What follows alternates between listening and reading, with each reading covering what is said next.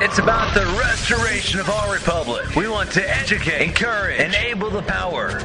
We stand for integrity, honesty, self-reliance, self-defense, and most importantly, no compromise on our foundational principles. This is America's Voice Now. Find America's Voice Now on Facebook and at americasvoicenow.org. Here's Michael Evans.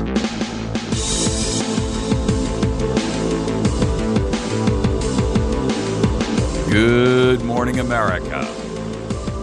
You're listening to America's Voice Now. My name is Michael Evans, and I will be your host this morning. I am glad to see so many of you out there on our website this morning. It's great news. Those of you who have an opportunity to or have an interest in can capture the program live on our website, utilizing either audio or video, your preference. And so sometimes, and I know I've got a face made for radio, but sometimes it's nice to see body language in context. And so for those of you that would be preferential to being able to capture the program that way, please feel free to do so. You can catch it live at americasvoicenow.org every morning from 8 a.m. till about 9:45 or so. You can also find us on Patriot FB. That's Patriot F like Foxtrot, B like Bravo.com. That is a website where it is kind of like a Facebook replicant, and it enables you to not only share with other folks that are like-minded, but there's no trolls and there's no censorship. And it is all patriots. It's definitely no looters. So welcome to the show. If you have an opportunity to, shortly you'll be able to catch us live on the Constitution Club. That's constitutionclub.ning.com and the Citizens Action Network. All of those are websites that are carrying our program or links to it and so forth and so on. Encourage you to participate with those. We are going to tackle 4 topics this morning that are of critical nature to our republic. The reason that we're going to address these issues in this order this morning is clearly, well, let me put it to you this way. We realize that while it's not always individual incidents that expose to us exactly how far down the rabbit hole we've fallen, sometimes we need to see the overall, the bigger picture, if you will. And so our first topic is John Kerry and his recent comments in relation to Israel becoming an apartheid state. And while that's confrontational, of course, and it's also concerning to a lot of folks because those words have significance, I want to remind you that perhaps what John Kerry should have done was looked back at the United States and considered the economic and political apartheid of what is happening in our own nation right now. We're going to look at what apartheid constitutes and then see if the definition fits. In our second segment, we're going to talk about how some judges are revolting in reference to the overgrowth of the police state and how some are committing treason. And we're going to look at both examples so that we have an opportunity to make a judgment call after gathering information. In other words, part of what we have an obligation to do as critical thinkers and as patriots is make sure that we are looking at issues in a fair manner. In other words, we have to look at that information that supports our opinions and our concepts. But in addition to that, we also have to look at that information which might challenge that which we believe. And the reason for that is because if not, we're just drinking our own Kool-Aid. And then we're ultimately really no different than the ideologues on the opposite side of the fence. That's never a good place to be, ladies and gentlemen. Okay, our third topic, antidepressants and how they are causing massive problems in psychosis, especially in young adults and children. And I'm going to draw the correlation to this because what we're seeing is a constant hammering of your Second Amendment rights based on, in many cases, these mass, school shootings and things like that. But I want to also talk about the idea that a lot of this is actually brought on by the antidepressants themselves. And this isn't new news, folks. This has been going on for a very, very long time. I mean, we're talking about as far back as the 1980s. And yet, interestingly enough, the United States of America, for the record, consumes 50% of all the pharmaceutical drugs produced in the planet. Ladies and gentlemen, something's desperately wrong with that picture. Why is it that the United States is consuming 50% of the world's drugs? Well, I'm going to tell you why. Has it occurred to you that the torrent of drugs being pumped into the number one land of liberty and freedom, which has now become a police state laden with propaganda, is a tool in the work bag, if you will, the toolbox of tyrants? In other words, a combination of drugs and propaganda can turn in a society such as ours, which is based on liberty and freedom, into an apathetic and, quite frankly, accepting by silence and acquiescence. So our society is willingly giving up our liberties and our freedoms, and we're doing so under an onslaught of drugs and propaganda. And the two work hand in hand. Our fourth segment. The Pentagon is slated to destroy $1 billion worth of ammunition. Why would they do that? And how can they do that, you say? Well, in addition to that, to make things even uglier, there is a law on the books that says anything that the Pentagon cannot use, ammunition or brass and all those types of things, have to be distributed to the population. We have a right to buy it rather than see it destroyed. Does anybody seem to care? Does anybody in government care? Does anybody follow the law in this country other than just us? I mean, are we the only ones that seem to follow the law here? We're the only ones who are prosecuted for failure to follow the law, apparently. I mean, folks, this is like, you know, they're laying the blame on it for mismanagement. But the truth is, it's far worse than that. Because what it really is they want to block you from having the only means to your self-defense from not only local issues, but also a tyrannical federal government. Federal law requires all brass and ammo considered obsolete or excess to be made available to the public. You got to wonder what the conversation would be were you a fly on the wall in the room of oligarchs who are discussing this. Might sound like this. You know, we can't possibly let the domestic terrorists and the peasants get their hands on this because someday we may be dodging these same bullets. All right, let's get into our first topic. John Kerry came out yesterday and, in typical fashion, opened his mouth and spoke the most absurd statement that if a two-state solution cannot be reached in the Middle East, that Israel is threatening or essentially going to unveil itself as an apartheid state. Now, let's understand what apartheid means and what it is. The crime of apartheid, and for those of you who aren't familiar with it, it's probably most commonly attributed to South Africa, where the minority white government in South Africa was utilizing and abusing the power and the law to suppress and depress the vast majority of blacks in the country. It is defined officially as inhumane acts committed in the context of an institutionalized regime of systematic oppression and domination by one racial group over any other racial group or groups, and committed with the intention of maintaining that regime. Okay. Now that we know what the definition is, and they tie it to racial domination. But I've got to tell you something.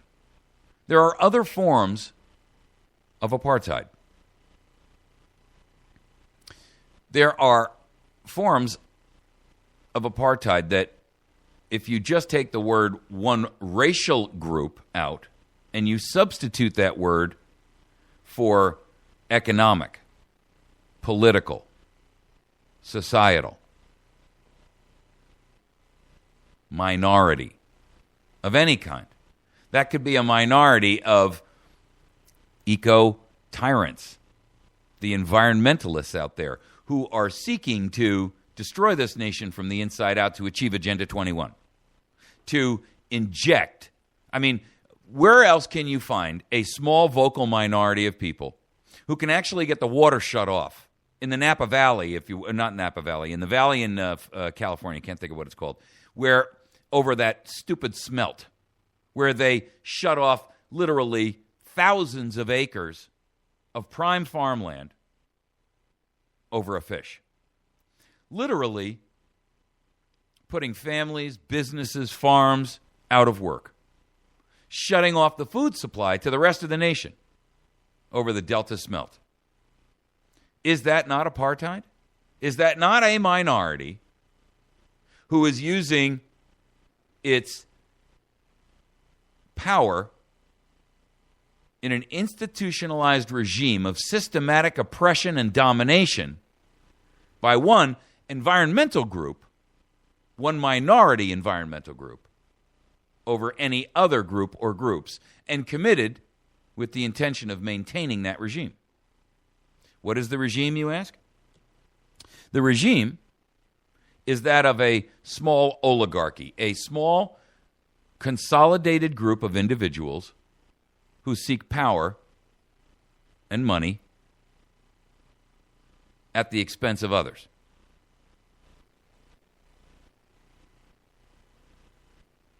Now, there are those who will probably take offense and say, apartheid only means one thing. Well, that's not entirely true. It's only racism. Well, what would you label what we have happening now? What would you label the economic apartheid, where we have a Federal Reserve System that is utilizing institutionalized and systematic oppression and domination by one small ultra-minority group that is utilizing their power and authority, and they are committing crimes with the intention of maintaining that regime? What would you call it when you have 8 or 10 mega banks that are doing the same thing? What would you call it when you have 535 members of Congress that are effectively doing that to all of us? You see, here's the problem. And for those of you that would take umbrage at the use of the word apartheid, I want to quantify and clarify for you something.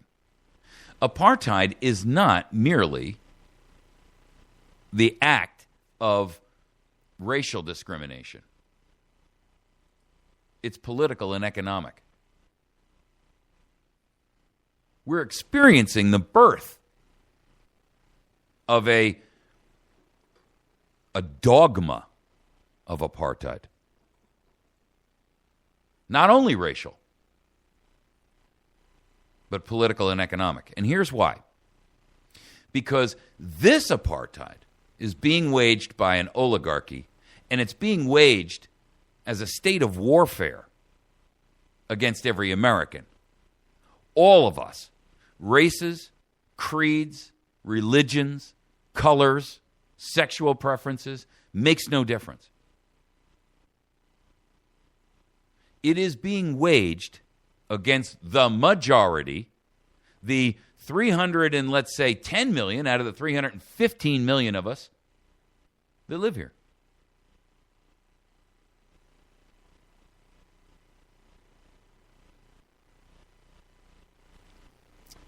You see, this is no different than was the subjugation and oppression. Let me quantify it for you this way. Does a man who's dead care whether he was killed because of racism or because of economic policy or because he was a different sexual orientation? Of course not. He's dead. Murder is murder. And oppression is oppression, irrespective of what the purpose of the oppressor is. The victim is still the victim. It doesn't make the victim's situation or their acceptance of their condition any better because their oppressor had one deviant thinking process over another, does it? I mean, really?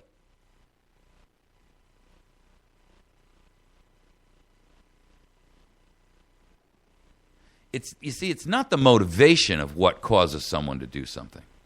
Not to the victim, because the victim still has to either live or move on to the next world as a result.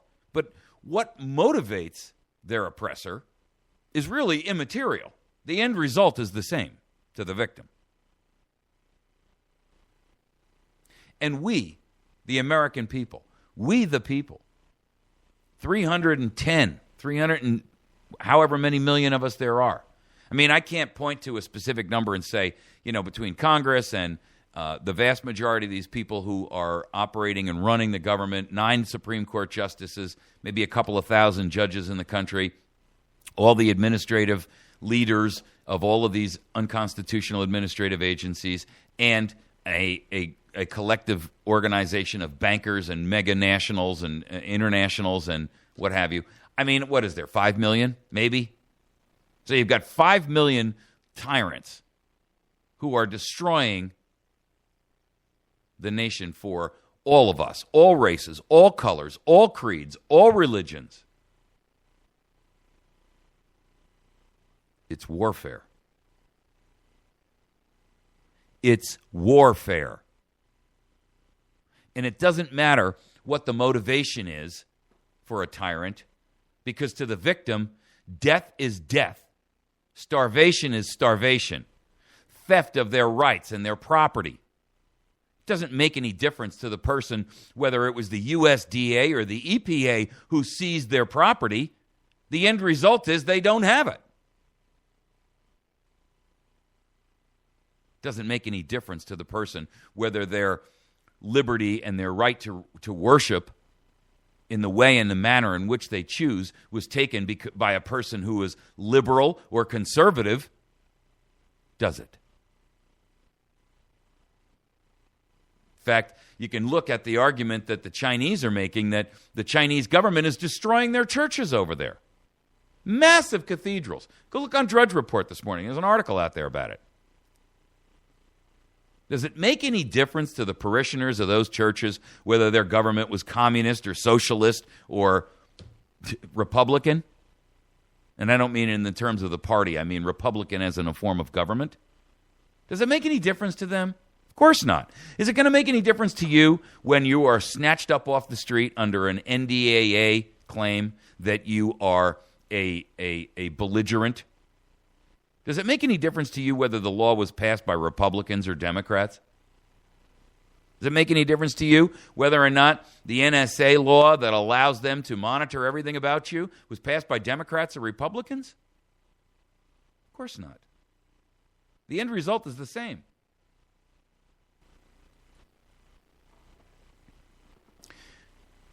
An apartheid state is a police state. Make no mistake about it. And it's just a way of describing a variation of tyranny. But it doesn't change the end result for the victim. The end result is that you're still a victim.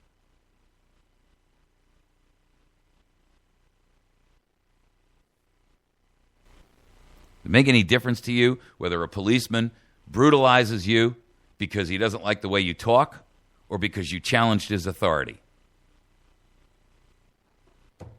I mean, no. You're sitting there with a black eye, maybe a broken bone, and he's panting over there after beating you with a baton. Does it make any difference what motivates him? Does it make any difference whether he was angry because he just had an argument with his wife on the phone 2 minutes before he pulled you over? Of course not. Why should it? The end result is the same. And their behavior is just as inexcusable whether or not it's motivated by one thing or another.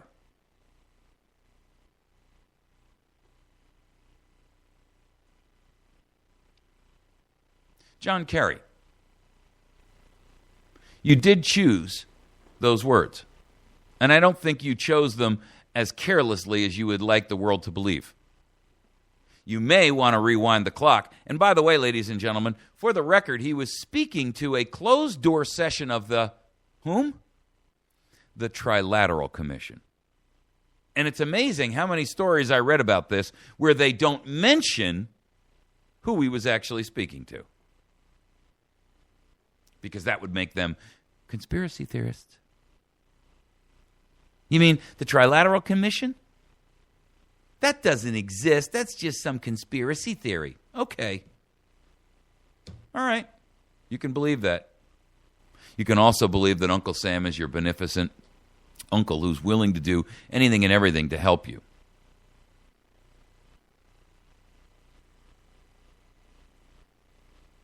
Choice is up to you. But make no mistake about it, ladies and gentlemen. We're entering an era and a period of apartheid. Economic, political, racial, social, religious apartheid. Right here, right now, in your homeland.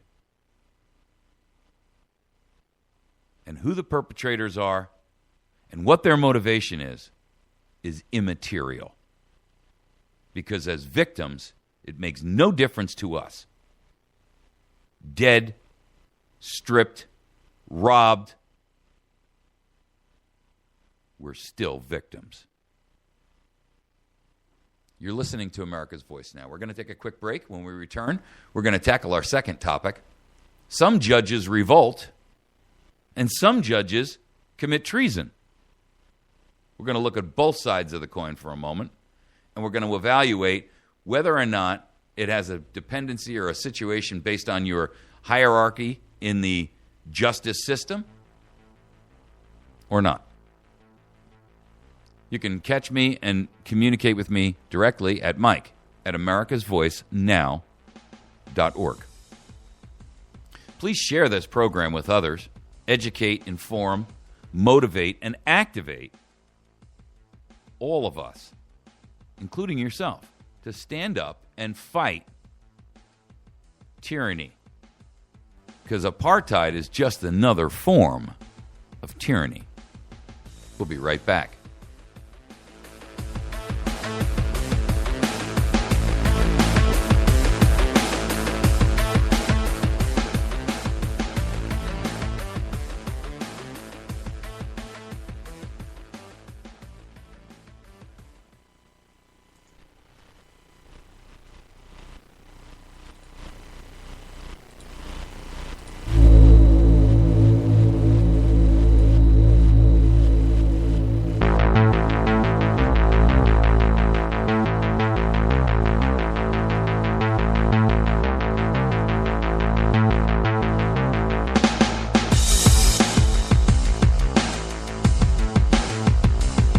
All right. We're back, America. You're listening to America's Voice Now. My name is Michael Evans. I'm your host here this morning. We're in our second segment this morning.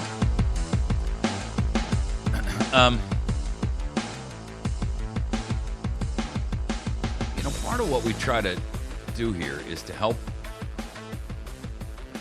prompt, if you will, or motivate some thinking outside of the propaganda you're fed every day.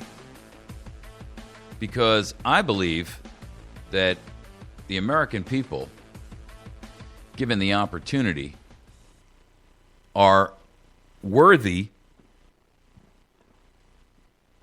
of the freedom and the liberty that we've been given. Thomas Jefferson wrote a letter to a guy by the name of Edward Carrington back in 1787, I think it was. And, Jefferson was a prolific writer and probably one of the most prolific of the founders. And in this letter, he was describing the dangers that were inherent in where we are, especially related to government and tyranny and oppression. And, well, of course, they didn't have the word apartheid back then. And here's what he wrote. Cherish, therefore, the spirit of our people and keep alive their attention. Do not be too severe upon their errors, but reclaim them by enlightening them. For if once they become inattentive to public affairs, you and I and Congress and assemblies, judges and governors shall all become wolves. Wow. Think about that for a moment. He was warning a fellow that he saw the future of an inattentive, apathetic American public.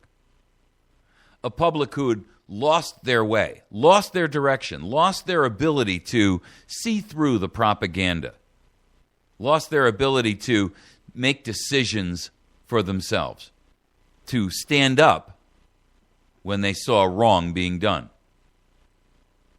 Cherish, therefore, the spirit of our people and keep alive their attention. He was pointing to the idea that propaganda and misdirection and misinformation would be a natural occurrence anyway, just based on society's, being pulled in the direction of trying to make a living or what have you.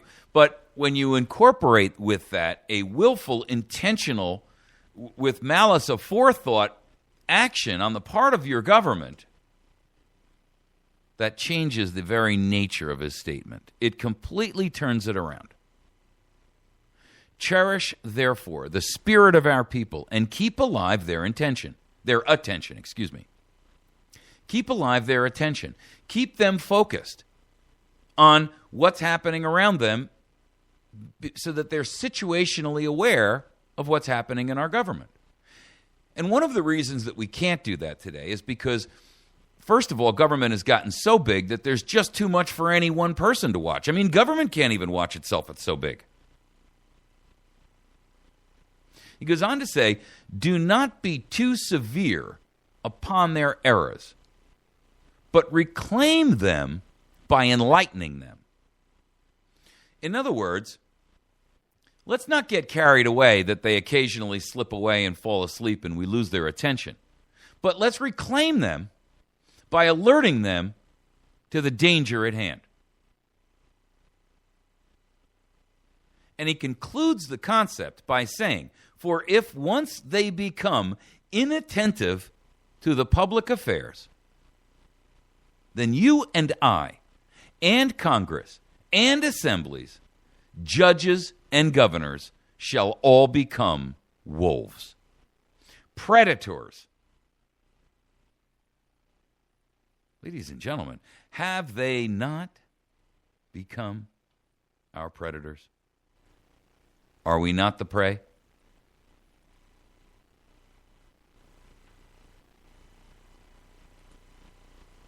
I have 3 stories that I've posted up on our America's Voice Now website, our Facebook page, Patriot FB. There are 3 topics we're going to talk about in here. About judges who are revolting against the system which they recognize is way outside of its constitutional boundaries. That's an article that was posted in Washington Post. And it talks about magistrates, which, if you're not familiar with the court system, these are the judges who do all the heavy lifting. These are the workhorses of the justice system. Not the judges who ultimately, most magistrates don't actually hear cases per se. But these are the guys who sign off on the warrants. These are the guys who do the preliminary case hearings and things like that. They're the guys who are actually out there working the system hard. While, most of the judges that you hear about and think about, they only, they don't do all of this minor type work. But because of the fact that these guys are on the front lines, if you will, they're the grunts in the trenches. Many of these low-level federal judges are balking at law enforcement requests for electronic evidence. And they're actually sitting there fighting for our Fourth Amendment rights. On the opposite side of the spectrum, we have appeals court judges who are violating ethics laws. This is an article from the Associated Press. More than a dozen federal appeals court judges have violated federal conflict of interest laws over the past 3 years alone, throwing into doubt decisions in over 26 cases. Why? Because these judges were ruling on cases in which they had a conflict of interest. Generally, and most usually, in a situation where they were ruling on a civil case, where to use one example, in 2011, James Hill, a judge from the from the 11th U.S. Circuit Court, he is in a court of appeals down in Atlanta. He sat on a 3-judge panel that affirmed a lower court verdict in favor of Johnson & Johnson. Here's the problem. At the time, he owned $100,000 worth of Johnson & Johnson stock. Hello? When you look up the term conflict of interest, Judge James Hill's picture is in the book. In other words, he found in favor of Johnson & Johnson. And this was a lawsuit on a malfunctioning medication pump, which would have cost Johnson & Johnson perhaps, hundreds of millions or tens of millions of dollars. And he found in Johnson & Johnson's favor. Well, as as a stockholder worth $100,000 worth of their shares, what do you think his stock would have taken on a hit had Johnson & Johnson lost and the public splashed all over the front of the newspaper? Johnson & Johnson loses massive court battle. $25 million settlement. $200 million. Who knows?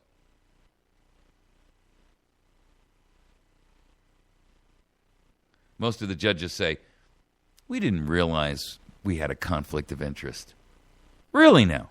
You didn't realize you had a conflict of interest? You mean you didn't know you had $100,000 worth of Johnson & Johnson stock? Really? That strains credulity, sir.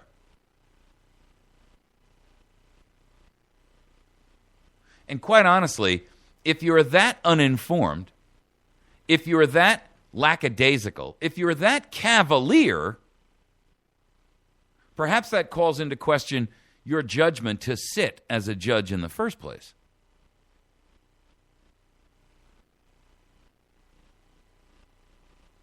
The Center for Public Integrity has pulled this report about 24 judges involving 24 judges in cases in which judges ruled despite owning stock in a company that appeared before them. Judges had financial ties to the law firms that represented one of the parties. Okay, so here's how this works. Hey, Charlie, look, I know you're defending Johnson & Johnson or other megalithic corporation, and, I'm a senior partner there. Or my son is one of the partners there. So don't mention that when you get in front of the court, because obviously I'd have to recuse myself.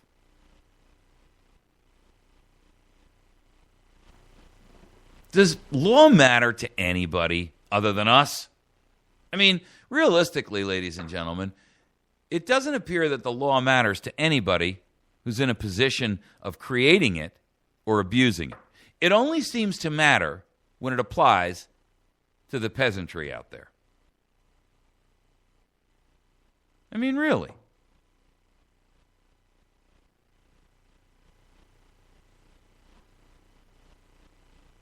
The problem is that there's not even a requirement or a penalty for a judge who doesn't recuse himself. There is a requirement. It's an ethics requirement. But there's not a penalty. I mean, there's nothing that says if you break the ethics rules that you can be disbarred or removed from the bench.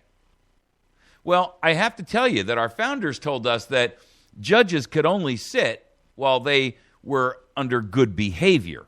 I would classify a conflict of interest like this as bad behavior. Our third story, and I don't want to minimize the story about these low-level federal judges balking at law enforcement, because this is an important one.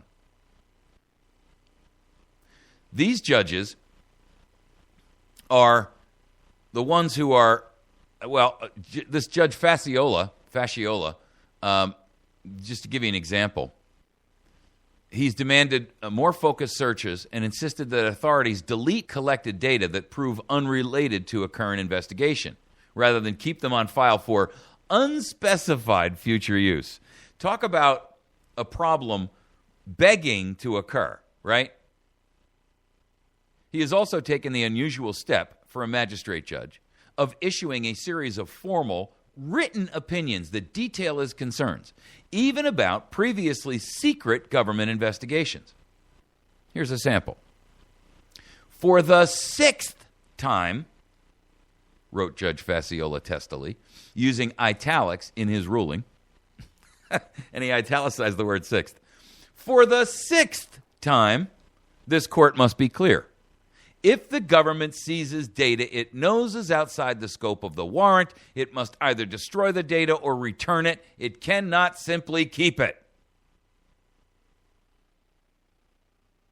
When questioned about this for the purposes of the article, the Justice Department refused to respond or comment.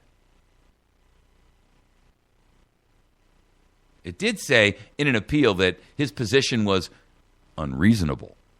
Their words, not mine. Out of step with other judges. And that it would slow searches of emails of criminal suspects to a snail's pace. Well, has anyone forgotten the concept that it's not our job to make things easy for the police state?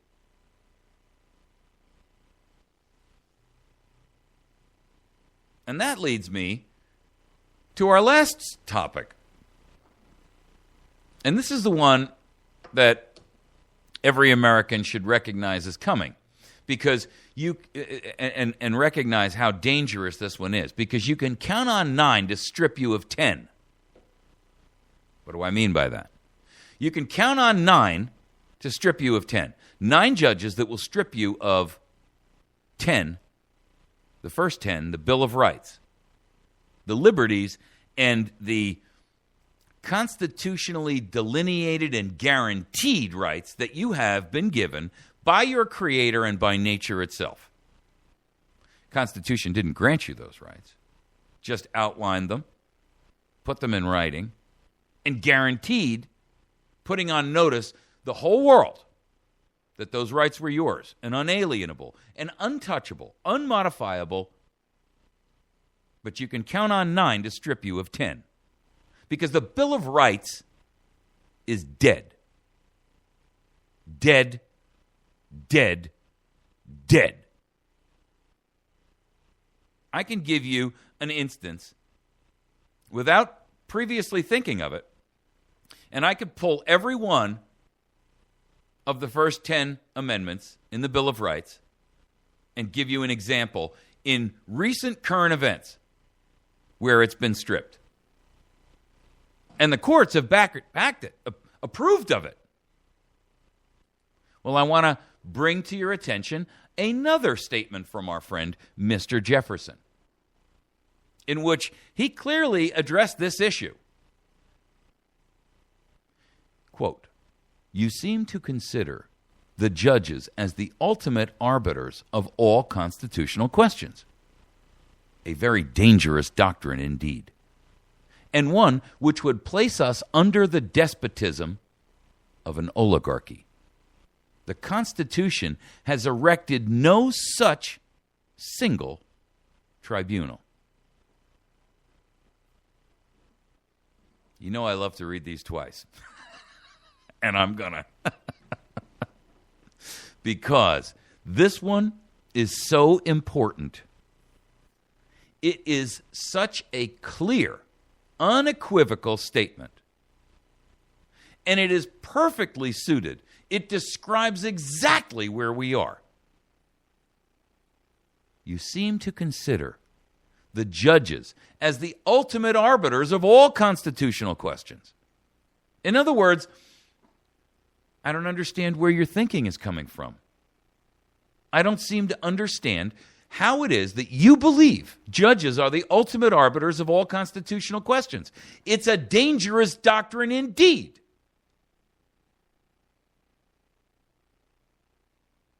And one that would place us under the despotism of an oligarchy. An oligarchy manufactured and created and made up of black robes.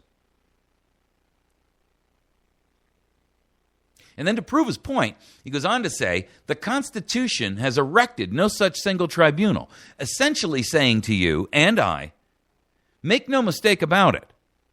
We offered and authored and gave or granted no such power in the document that is supposed to be the guidance, the pathway, the framework, the infrastructure, the rule book.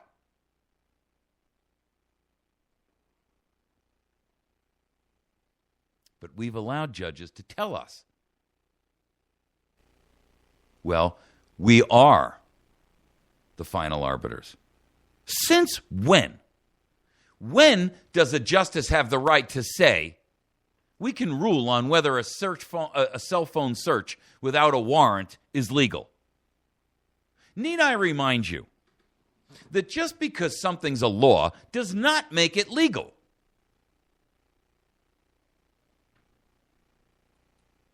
I keep hearing, it's the rule of the law of the land, this Obamacare thing, and you will follow it. It's the rule of the law of the land, this BLM ownership of land, 84% of an entire state, and it's the rule of law. Is that so? Is that so? Well, I seem to remember that there were some other rules out there, and there were some other laws out there. Let's see, there was this thing called slavery. At one point in time, that was actually considered to be legal. And it was okay, not only for you to have slaves, but there was this other thing that said if you caught one, you could literally beat him. Then there was the one that said it was okay for you to abuse your slaves, your female ones, sexually. Then there was the one that said if one of your slaves escaped, you had the right to force others to assist you in actually capturing and bringing him back. Then there was this thing that blocked women from that pesky thing called the vote. Then there was this other one that, blocked everybody from drinking. It was called prohibition. There was this other thing that said it was okay to segregate schools at one point in time, and that black and white children should never be forced to go to the same school together, or much less live in the same neighborhood. In fact, as I recall, there were these signs over the water fountain that said blacks aren't allowed to drink out of this fountain because you might get black cooties.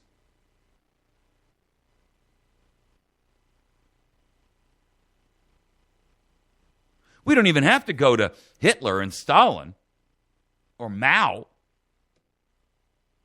to see about law that's been passed that really has no basis in reality or fact or justice.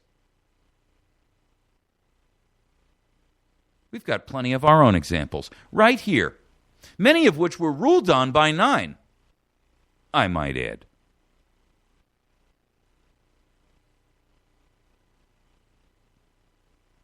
You see, the problem here is that just because something's passed as a law doesn't make it right, doesn't make it legal, doesn't make it ethical, doesn't make it moral, and absolutely, positively doesn't make it constitutional.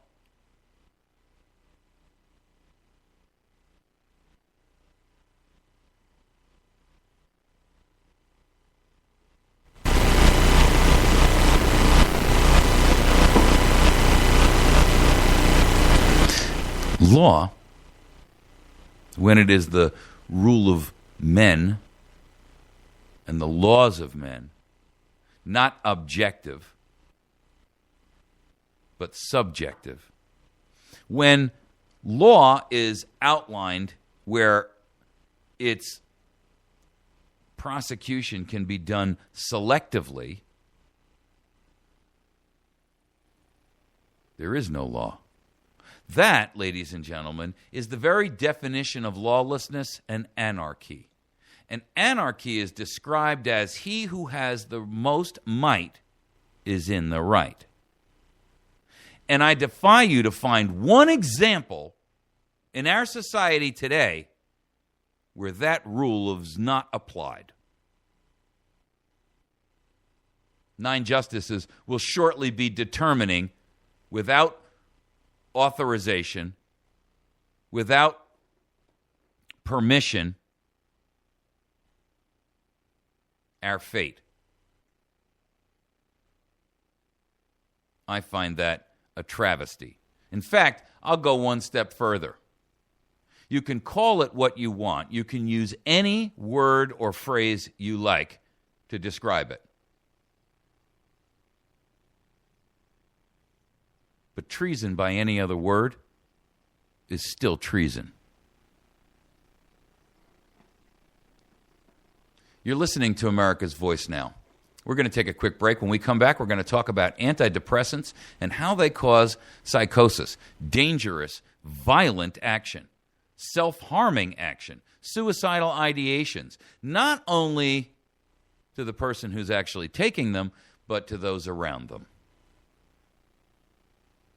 If you take an antidepressant, I strongly encourage you to do everything and anything in your power, and this is not medical advice, so you can't sue me, to get off of them quickly, like they're the plague. Think of it like you're just taking an Ebola pill or a leprosy pill. We'll be right back. If you have an opportunity, please make sure that you support and work with our sponsors. These folks are the ones who keep us on the air. I'd like you to visit our friends over at Wits End Classic Barbershop, where you can get yourself a great haircut for $10. While you're there, slip into Patriot Cigar and Tobacco Shop, right behind, where you can get any kind of tobacco product or accessory that you're interested in. If you're having a party, there's a great room there where they've got an opportunity for you to have your bachelor party with weddings coming up and things like that. Perfect opportunity. They've also got all the It's a Boy, It's a Girl cigars you could need. So if you're having a baby, there's the place to swing by and get them. You can also call them at 417-257-1776, and they ship nationwide. Swing by the law offices of Jason Henry if you have a legal challenge in your life. You can find him at Court Square in West Plains, 417-256-4100. That's 417-256-4100. He handles state cases, federal cases, criminal, civil, marital, child custody issues, small criminal issues like a DUI and drug charges, all the way up to federal gun beefs. We'll be back in just a minute.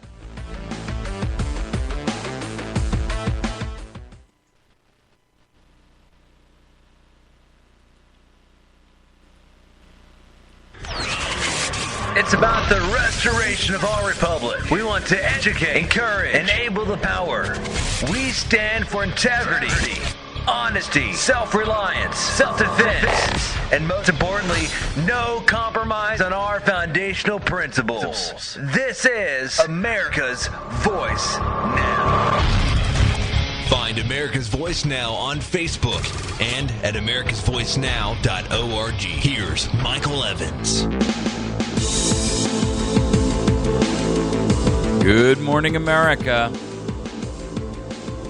You're listening to America's Voice Now. My name is Michael Evans, and I am your host. I'm glad to see a ton of you out there this morning live on our website. Thank you very much for joining with us.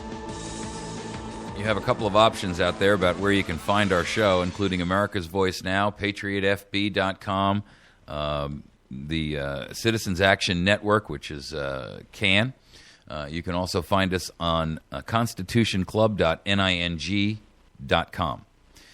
So make sure that you're doing everything in your power to ally yourself and find other patriots in your area. constitutionclub.ning.com has a great site which enables you to, they've got, 3,200 county little microsites out there. So it enables you to find folks in your local community that you should ally yourself with. You know, we talked, you're in our third segment, if you're coming in late. We talked about how John Kerry has made the statement that in the event that a two-state solution can't be reached under his terms and conditions, that and it was kind of interesting because he kind of threw out the idea that there's going to come a time where I'm going to say this is it, take it or leave it. Who the heck is John Kerry to take or leave to tell anybody take or leave anything? I mean, lurch, for crying out loud, right? Dictating the rules for the world to live by. I don't care what you think of the two-state solution, the one-state solution, Israel, Palestine. I don't even care. Just the hubris and the arrogance of John Kerry to stand there and state what the world should do. I mean, I wouldn't trust the judgment of John Kerry and Barack Obama as to whether or not I should give my dog Alpo or Gravy Train. Why would I want to form a global economic and political system based on their opinions and ideology? Jeez whiz. But anyway, my point was, why is it that he actually has the nerve to state that Israel will become an apartheid state if they don't do what he says, but he's ignoring the economic and political apartheid right here in our own country? If you missed that segment, go back and catch it, because it was a worthwhile one. Our second segment was many judges are revolting, especially low-level magistrate judges, and I don't mean any slight to them. That's their phrase, low-level magistrate, because these are not the guys who sit and hear the bigger cases or actually sit on appellate court panels. But these magistrates, these are the guys who do all the heavy lifting, and a lot of them are pushing back on this Fourth Amendment abuse. They're in our corner. However few they may be, I don't know. However numerous they may be, I don't know. But the article will shed some light on it for you. And I applaud their efforts. Meanwhile, you've got judges sitting in appeals cases that are actually stockholders of the companies they're making rulings on. Hello? Talk about a conflict of interest. And then our third article that was related to this judges issue was that the federal Supreme Court is about to rule this week. They're going to be hearing cases on cell phone searches without a warrant. Really now? Well, I seem to remember Thomas Jefferson saying the following quote to us in 1820, where he had plenty of time to observe what had been happening during the course of the period of time between when our Constitution was ratified or created, if you will, because he was part of it, all the way up to 1820, a fully 30-some-odd years later, right? You seem to consider judges as the ultimate arbiters of all constitutional questions. It's a very dangerous doctrine indeed, and one which would place us under the despotism of an oligarchy. The Constitution has erected no such single tribunal. Well, I'll take Jefferson's word, imperfect as it may be, and imperfect as it may be remembered, any day over the tyrants and the traitors who sit on our Supreme Court and deem that they have the right to rule and determine your constitutional rights. Rights given to you by God and nature, not by men.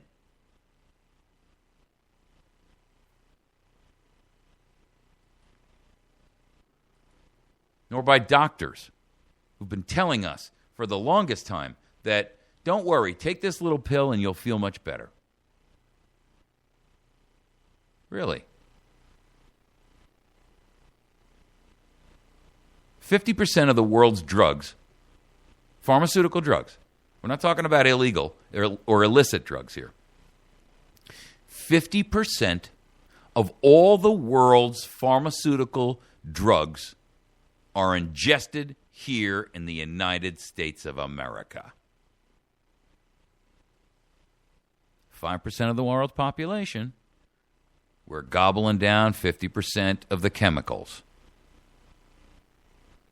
Does it occur to you that a torrent of drugs is being used and combined with massive campaigns of propaganda so that you will willingly give up your liberties and your freedoms?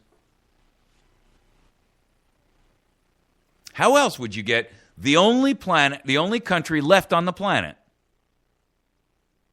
the only country ever, in fact, to base itself on the rule of law and the rights of the consent of the governed? There's no other government in history that's ever had that. So we flood our population with dangerous antidepressants, which now are being shown for what they are. They're increasing the risk of self-harm in children and young adults. And I dare say it's not only them. Why are we giving antidepressants at high dosages to children? When I was a kid in school, your inattentiveness was called daydreaming, not ADHD. And oh, by the way, here's a pill. But it's really not about behavior.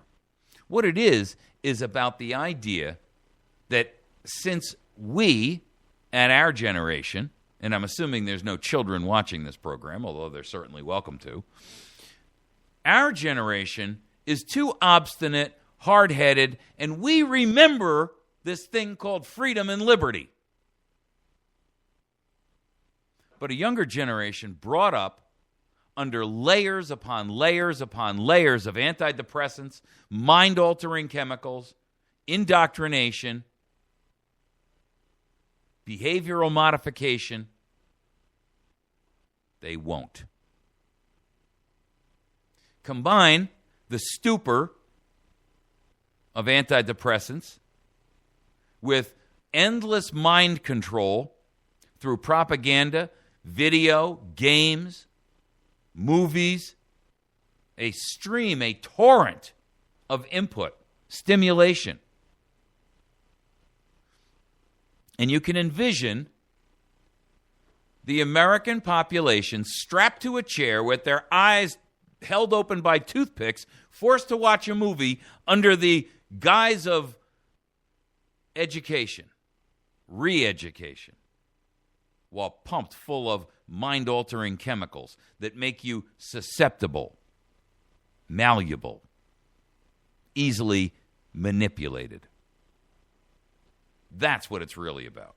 Well, let me remind you that there's a history that goes back all the way to the 1980s about antidepressants and violence. Not to mention, there are a list of school shootings that resulted directly from antidepressants. And there's a website out there called SSRI Stories, serotonin reuptake inhibitors. That's what they stand for. That's what SSRI stands for.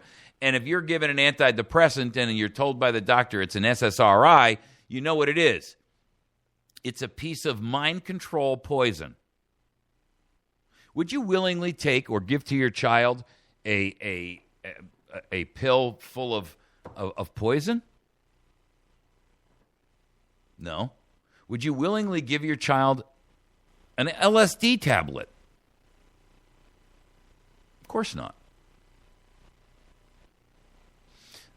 Why would you give your child selective serotonin reuptake inhibitors Prozac is one of the names under which, this is the laundry list of all of these different drugs that are. Zoloft is in there, Prozac is in there, all of these different, Celexa is in there, Cymbalta is in there. These are all anti-depression, And by the way, isn't it interesting that some of this stuff, have you ever noticed that the stuff that you're seeing on television about a drug that's supposed to solve the problems of a person with diabetes, as an example, has warnings on there that sound suspiciously like an antidepressant warning about suicidal ideations and blah, blah, blah, blah. Wait a minute. I watched this commercial about a guy who said he was complaining about nerve problems in his feet because he had diabetes. And for those of you who aren't familiar with it, diabetes will destroy the nerve endings, and that's one of the reasons why people who have diabetes oftentimes lose limbs and or digits. It destroys the nerve endings. So why is it that this guy is taking a medication to deaden the pain, and it's got an antidepressant in it that causes suicidal ideations?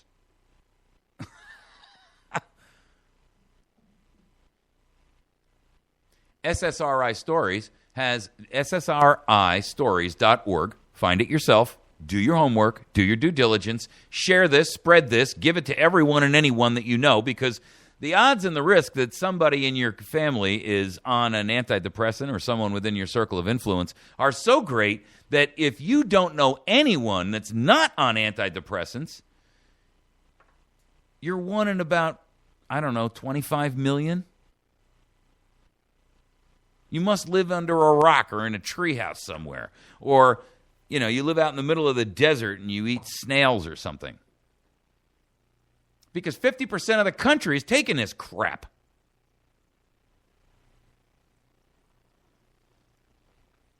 SSRIstories.org is a collection of 5,000 stories. 5,000! All of them have appeared in media, either newspaper, television, scientific journals, medical journals, what have you. All of them involve prescription drugs that were mentioned during the course of the story and in which the drugs may be linked to a variety of adverse outcomes. Many of them included violence. See, here's the problem. First of all, the pharma tyrants in the country don't really give a rat's rear end about whether or not you live, die, or otherwise, as long as you continue to buy the pill. Secondarily, your government is promoting and mood brightening because life sucks. The economy's in the dumper. Nobody's got a flippin' job. Our government is in a tyrannical overreach. We live in a flippin' police state. Just take this pill and your little mood will be brightened right up.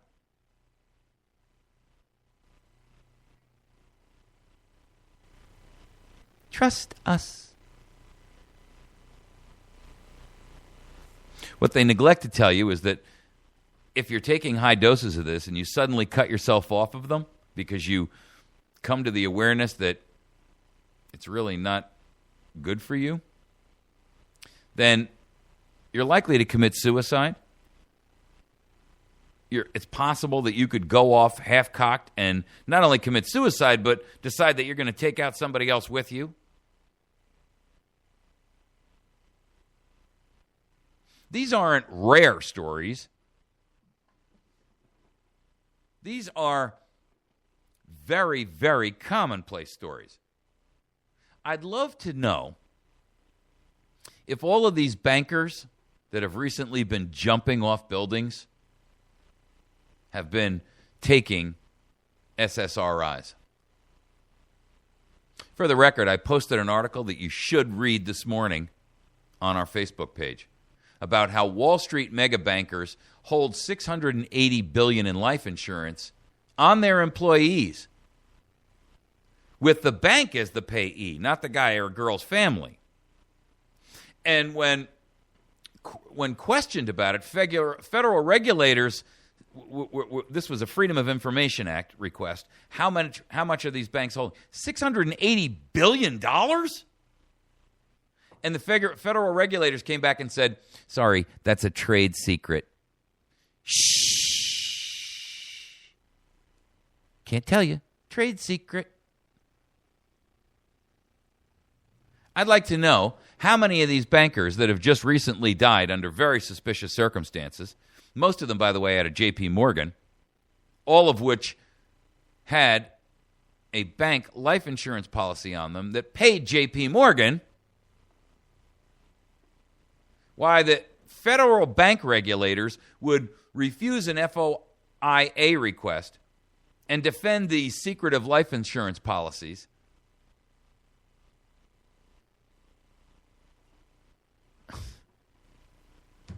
Ladies and gentlemen, I mean, Hillary Clinton came out yesterday and said something about, yes, I was the one who wrote the grand, great right-wing conspiracy or something. You know something? Nobody called her a quack.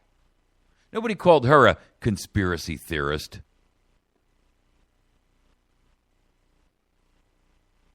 For the record, that was a CIA term that was generated to dissuade people from having those theories. And if you think that it's limited just to that, I also posted up this morning that, and you'll not hear anything about this in the mainstream media, that AOL, Google, Yahoo, Apple, Silicon Valley, a $3 billion settlement on an antitrust suit about all of them colluding together to say, listen, you don't steal my employees and I won't steal yours. Huh? Don't worry, just give them all some Prozac. Nobody will ever know the difference. A little unfair if you were one of the workers who was trying to move up the chain and you thought that, well, AOL's holding me back, so maybe I should go over to Google. Or maybe I'm here at Google and it's just not going the way I want to and I think I'm entitled to better. Maybe I should go to Apple. Sorry, we're not taking Google employees at this time.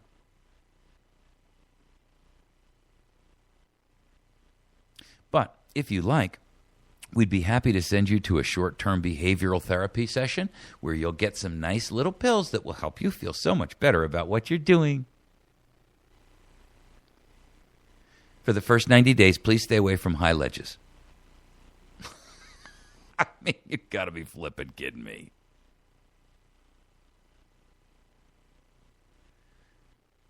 I can't tell you. There's another one. There's a whole nother website out there, by the way, about all of these school shootings that have been tied to these antidepressants. I mean, folks, we're talking hundreds of them. And this was updated as of 2012, so there's probably some that have occurred that they haven't even put in here.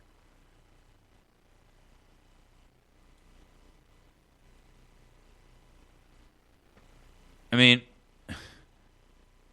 did you know that Dylan Klebold and Eric Harris, the guys who did the Columbine shooting, were on them? Probably not, right? Do you know that John Hinckley swallowed 4 Valiums just before he went to shoot the president? It was back in 1981.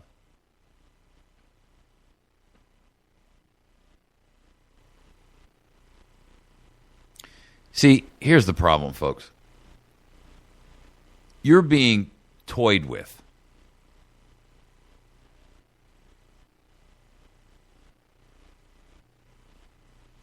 Your mind is being toyed with by a bunch of mad scientists. These people are the equivalent of Mengele, experimenting on you. Andrea Yates, the woman who drowned 5 of her children, she was loaded with that crap. What would make a mother drown 5 of her children? There's nothing natural in the world that could make a mother do that.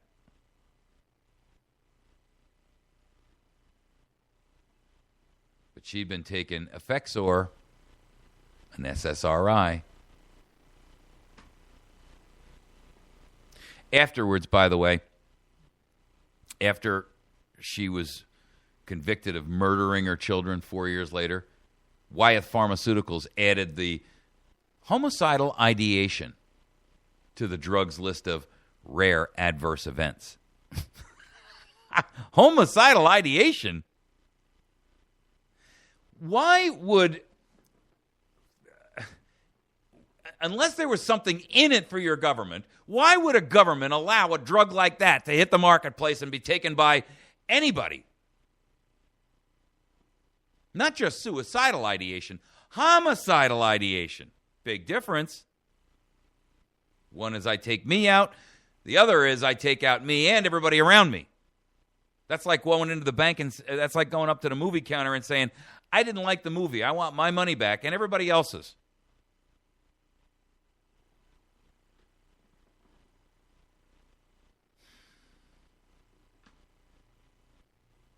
What we have is a nation that is using the pharmaceutical industry to create a society full of mental zombies who are living under the propaganda and the indoctrination, the re-education of a nation of freedom and liberty-loving people to dependent slaves. And that, ladies and gentlemen, sums it up. Pharma tyrants, political tyrants, they're all the flippin' same. It's the only way to get you to willingly give up your liberties and your freedoms. All right, we're going to take a quick break. When we come back, we're going to talk about the Pentagon to destroy $1 billion in ammo. That defies the law. But, of course, law doesn't matter unless it's applied to you and me, the peasantry out there who, happened to shoot a king's deer or stepped on the king's land or drank the king's water or, peed on the king's tree, right? Pentagon's going to destroy $1 billion in ammunition in direct violation of the law that says all ammo that's found to be in excess or obsolete has to be redistributed to the American people. Not destroyed, sold, revenue recovered, population benefited, but not under the regime of the tyrant. We'll be back in just a moment. You're listening to America's Voice Now. Please communicate with me directly by email. You can do so by going to or sending me an email to mike@americasvoicenow.org. We'll be back in just a moment.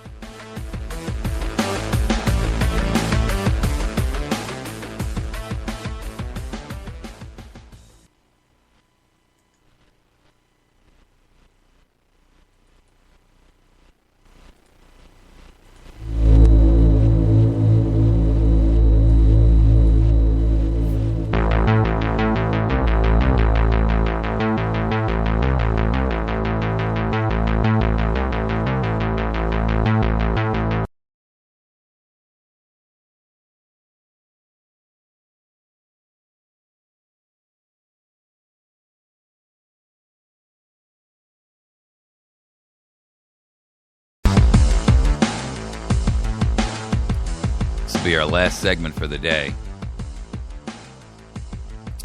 The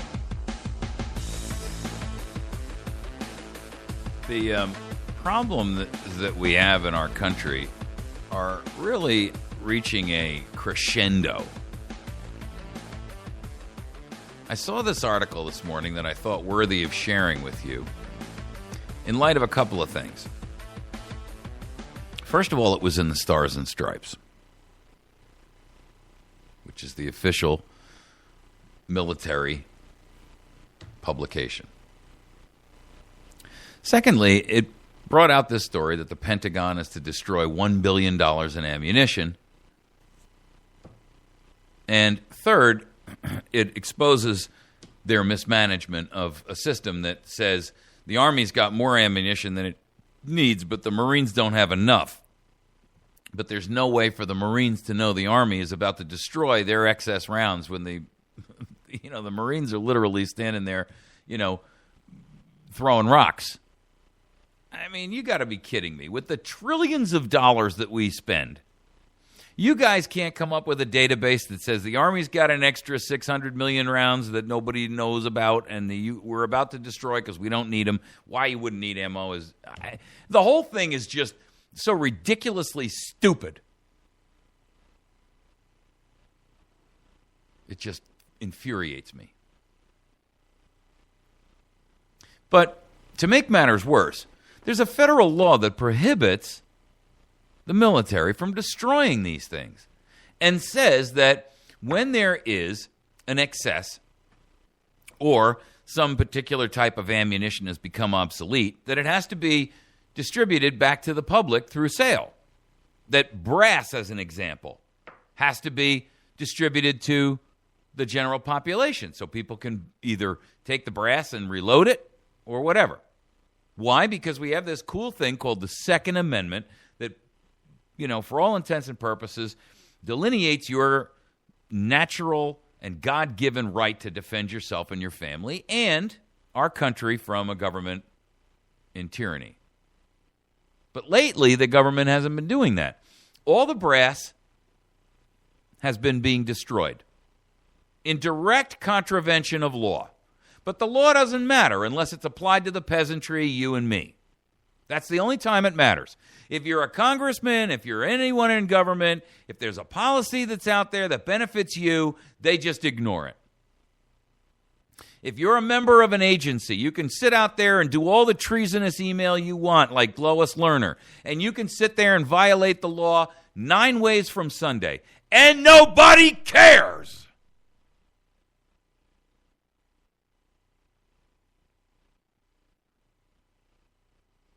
But of you lousy 2-bit peasant, you peon, you do one thing, cross that line once, and you're mine.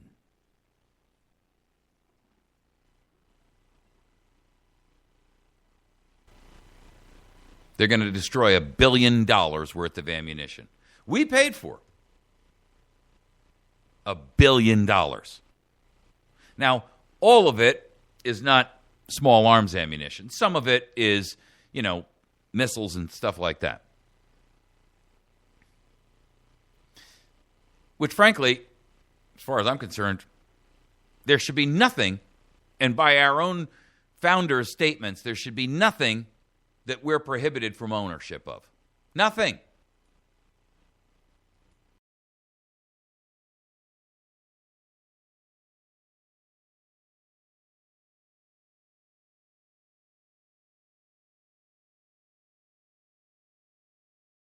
Tyrants who are about to destroy $1 billion worth of ammo, lest they let it fall into our peasant hands.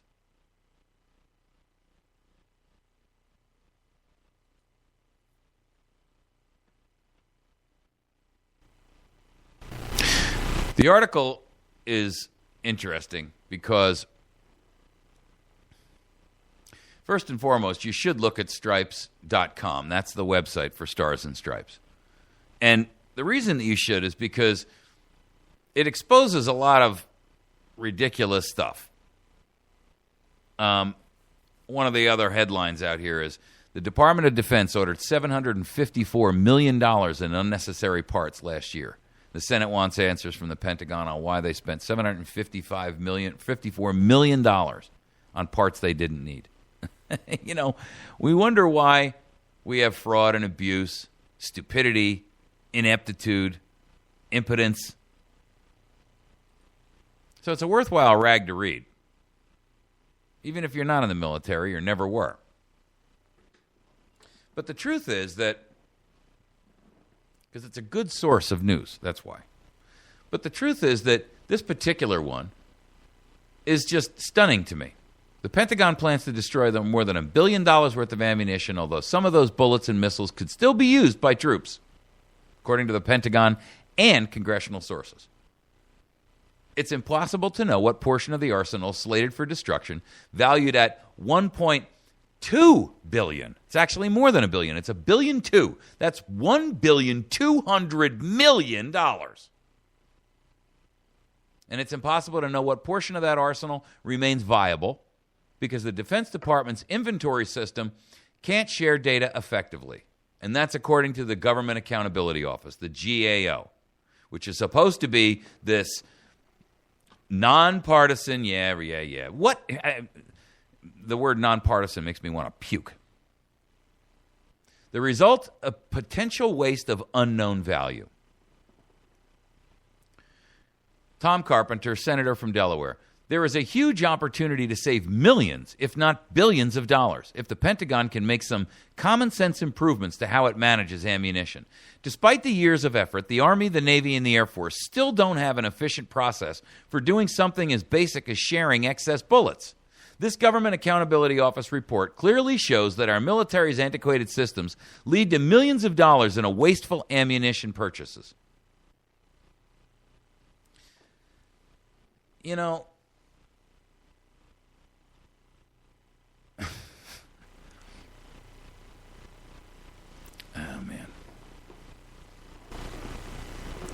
the Army and the Pentagon, in a joint statement, acknowledged the need to automate the process. And they'll make it a priority in future budgets, which, of course, they need additional money to compete. The Pentagon manages a stockpile of conventional ammunition worth $70 billion. $70 billion in ammo. And by the way, the Department of Homeland Security is buying their own supply because, well, they're our domestic army. Right. You know, this is the army that Barack Obama promised us that he would create, right? The one that was as well-funded and well-equipped, but a domestic one. It's called the Department of Homeland Security. And it's in violation of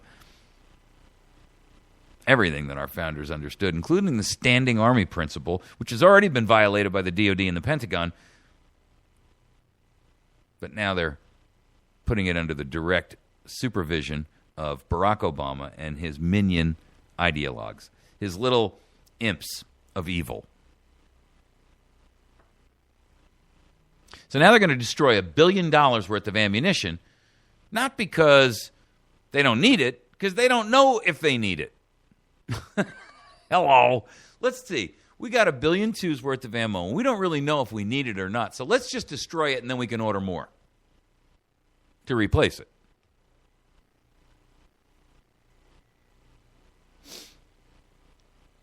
The effective inaccurate accounting of ammunition for troops at war was outside the scope of the study by the GOA. However, there were limited supplies at times of .50 caliber machine gun and 9mm handgun ammo at the height of the wars in Iraq and Afghanistan, according to a senior military officer. We simply cannot afford this type of waste and ineffectiveness, says Carper. The Pentagon has a responsibility to The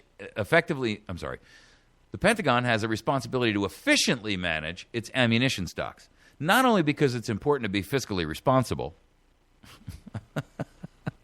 That goes without saying.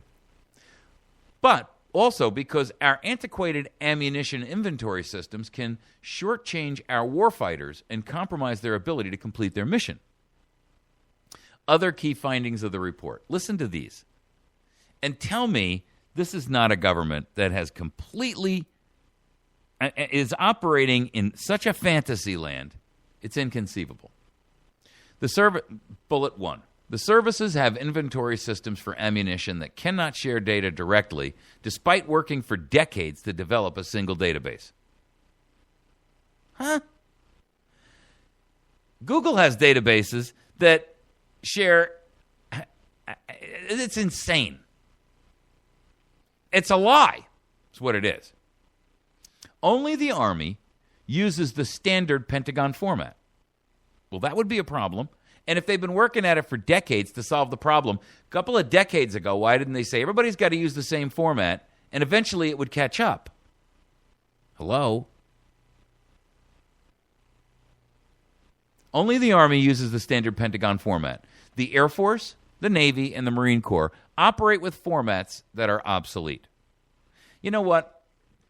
This is such a pile of BS because there is big data management out there that can take this crap and turn it into a report that could spit it out in human language, not machine language, editable, readable, understandable English. I don't buy it. It's a bunch of crap. It's hogwash. It's a lie. And the truth is, if they've been doing this for decades, then every damn one of them who's been involved in it should be hung for what? Malfeasance.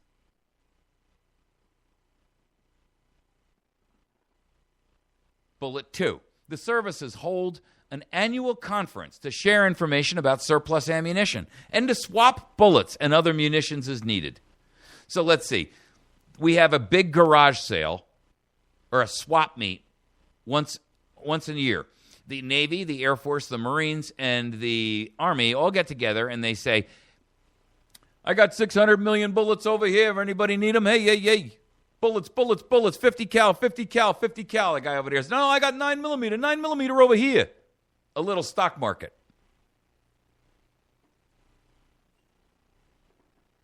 The data about ammunition left over after the meeting disappears from the books, resulting in an unknown amount of good bullets headed to the scrap heap.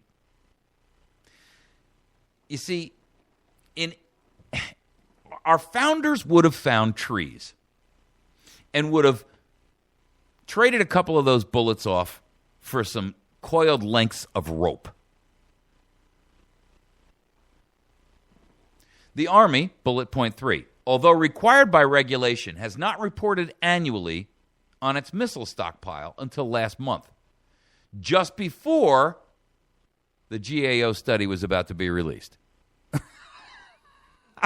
Okay, so I want to know who in the Army is ultimately responsible to submit that report, and then I want him thrown in the brig, and I want him charged with treason.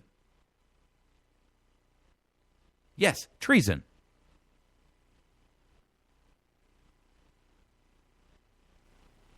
The report illustrates the obsolete nature of the Pentagon's inventory systems for ammunition.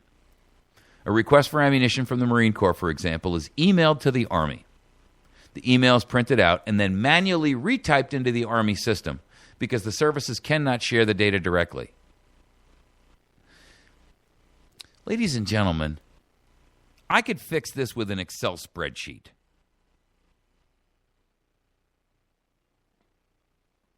It's inexcusable, reprehensible, inept.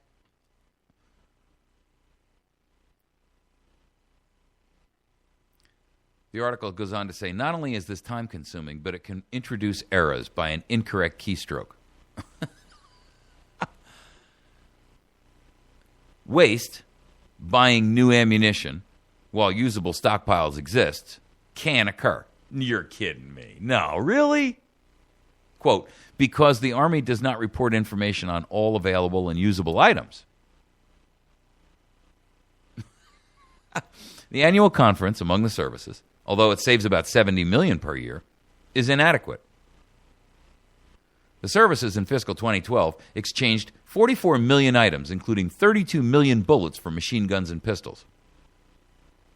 Specifically, the Army's report does not include information from prior years about usable ammunition that was unclaimed by another service and stored for potential foreign military sales or slated for potential disposal. Okay, why are we selling ammunition to foreign militaries or disposing of it when there is a clear and specific law that says it should be redistributed back to the American population?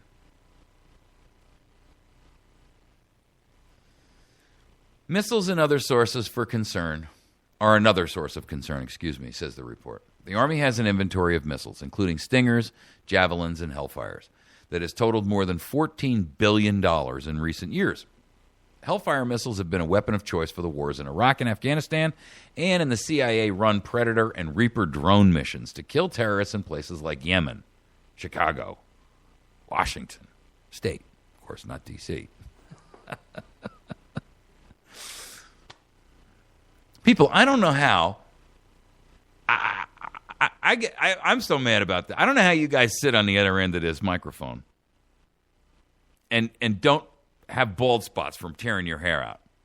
You know, I've had people comment to me and say, I used to listen to your radio show, but I can't take it in the morning because I'm mad all day long. Or I can't listen to you at night because then I can't sleep because I'm mad. And I hope I have that effect on people. Why? Because I'm not interested in anything other than your awakening. And if what it takes to awaken you is anger, then so be it. But this is so far outside the scope of anything that a nation should be dealing with.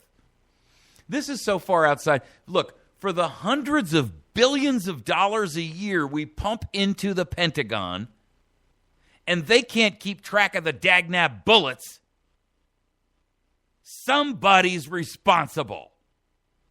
And I want his ass. Do you get this? Is this not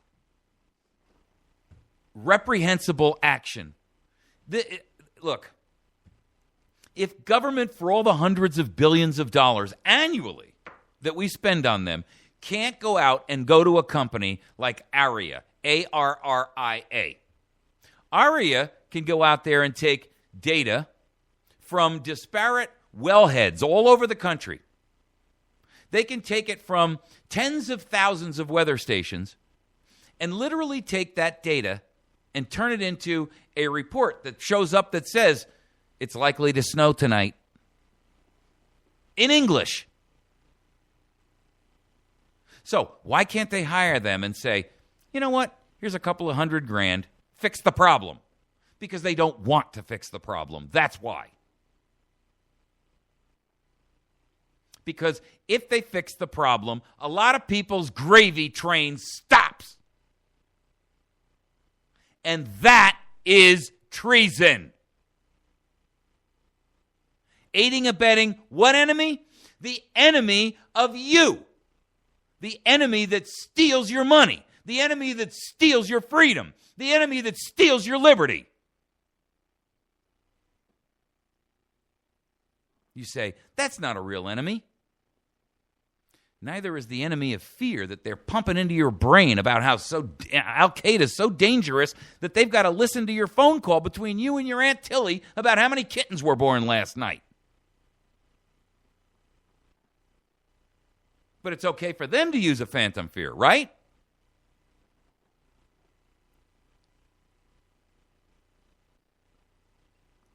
Let me tell you something, America. This country is awash in treason. Every department, every agency, every member of government, up to their eyeballs in it. Some of them could artfully say, I didn't even realize it. But anybody who uses the excuse, I was just doing my job and doing what I was told, should be hung from the nearest yardarm. I've had enough. You see, the problem here is simply this, ladies and gentlemen. The nation is awash in traitors. Traitors to the nation because they either benefit, they have a job that they want to keep, because they like their little house in Virginia or they like their little house in Chicago that you're paying for with this inflated, bloated salary, this massive pension benefit that they're going to get that nobody in the private sector gets, with all the bennies that you're paying for. And all they're interested in is how can I bloat and grow this department I'm in. That's bureaucracy. That's the very nature of it. That's why our founders warned us, don't let it happen. We've allowed it to happen. Granted, supplanted with a lot of drugs and a lot of mind control and a lot of misinformation, propaganda, disinformation, and abuse. But you know what, America? It's time to stop it. And there's no shining armor. There's no knight. There's no white horse. There's no cavalry going to ride to our rescue. None.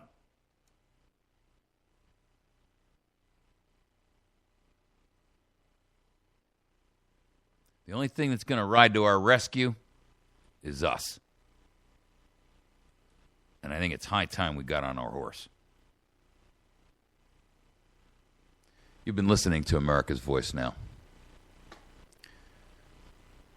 I got to tell you, folks, when the government defies the laws that they hold you accountable for, there is no law and you are under no obligation to follow it any longer. The rule of law is dead. The Bill of Rights is dead. The Constitution is dead. And like our founders originally told us, when it gets to a point where we are under a systematic despotism, then we are not only allowed, permitted, we are obligated. Obligated.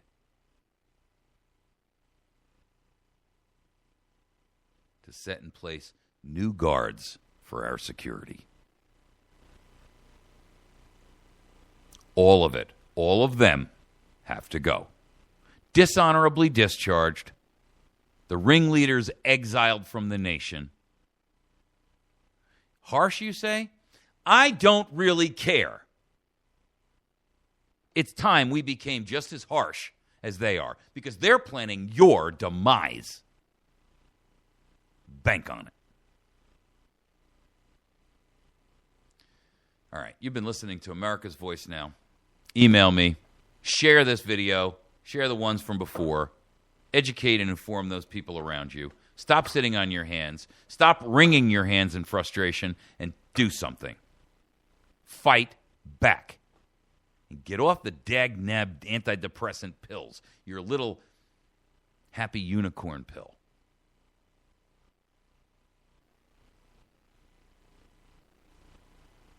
Email me at mike@americasvoicenow.org. Please make sure that you support our sponsors, West Plains Rental and Supply, where you can get anything and everything that you need for a large project. You can reach them at 417-256-0017. Skid loaders to backhoes to floor sanders to pressure washers to scaffolding. They've got it all.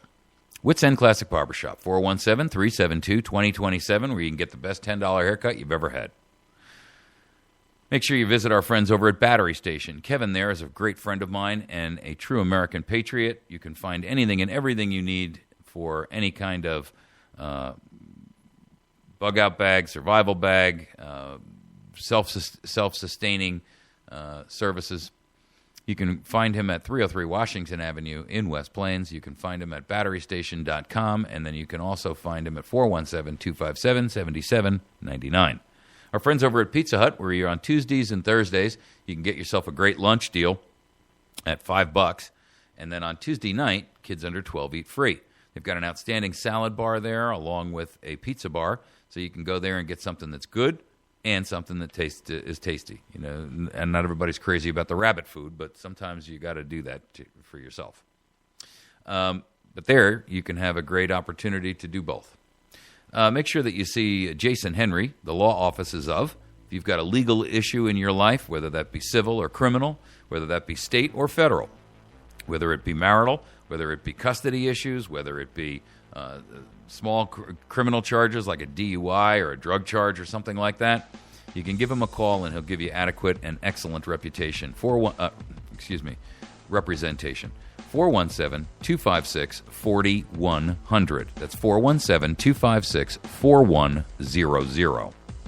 Make sure that you see our friends over at Patriot Cigar and Tobacco Shop as well. Don't miss those guys. They have outstanding products for you in the tobacco business, whether that be cigars or pipes. They've got every accessory under the sun. Outstanding meeting room where you can hold a bachelor party. You can give them a call at 417-257-1776. We're signing off for the day. Communicate with me directly if you'd like at mike@americasvoicenow.org.